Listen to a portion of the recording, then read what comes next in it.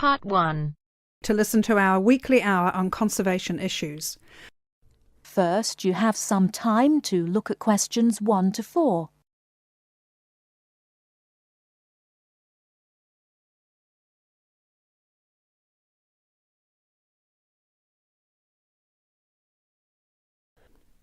Thank you very much for tuning in today to listen to our weekly hour on conservation issues.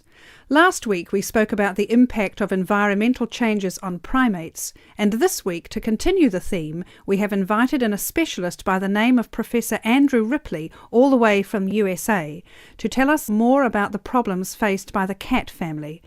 Professor Ripley, thank you very much for joining us today. It's my pleasure. Thank you very much for inviting me.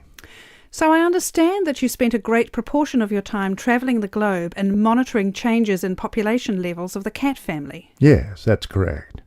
Of course, we're not talking about the domestic cat here, but their majestic cousins such as the lion, tiger and jaguar, to name but a few. Which member of the cat family do you yourself find to be the most fascinating?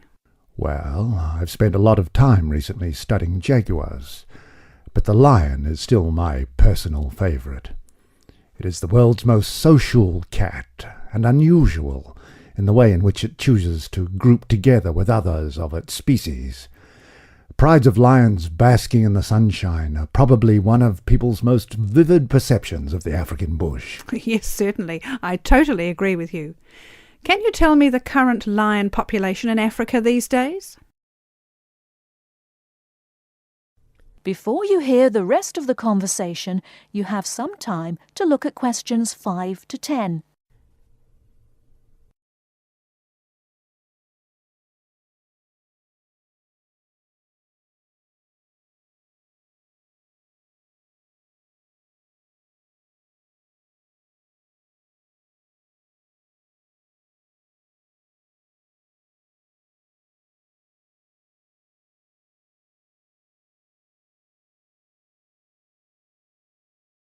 Now listen and answer questions 5 to 10.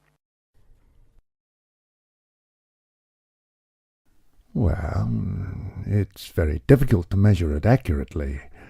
Figures range from 100,000 to as few as 30,000. But it's generally estimated that there are 50,000.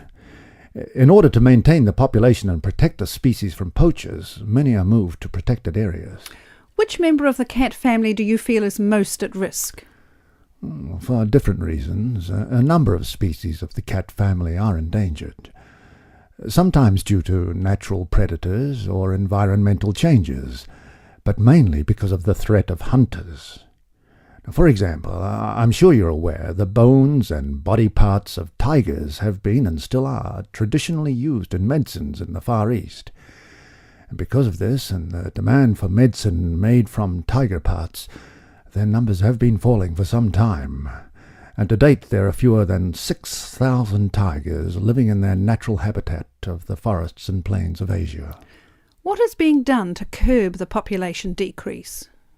Well, specialists such as myself work closely with conservationist groups such as the World Wildlife Federation, or WWF, to protect tigers from illegal hunting.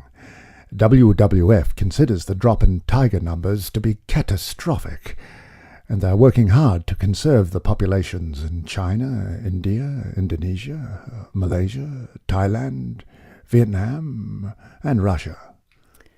I understand that poaching is not the only problem faced by the leopard. Let me get this right. Is it the snow leopard which lives in the mountains in Asia? Yes, it is.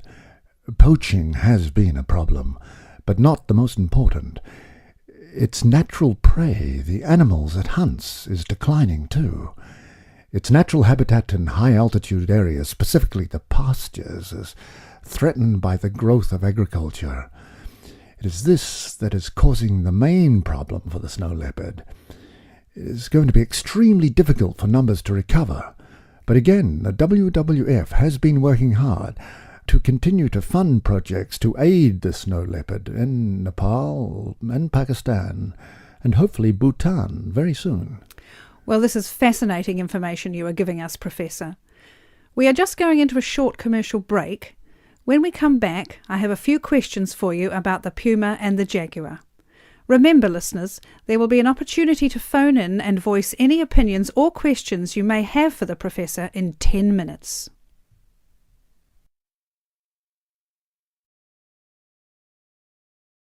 That is the end of part 1. You now have half a minute to check your answers.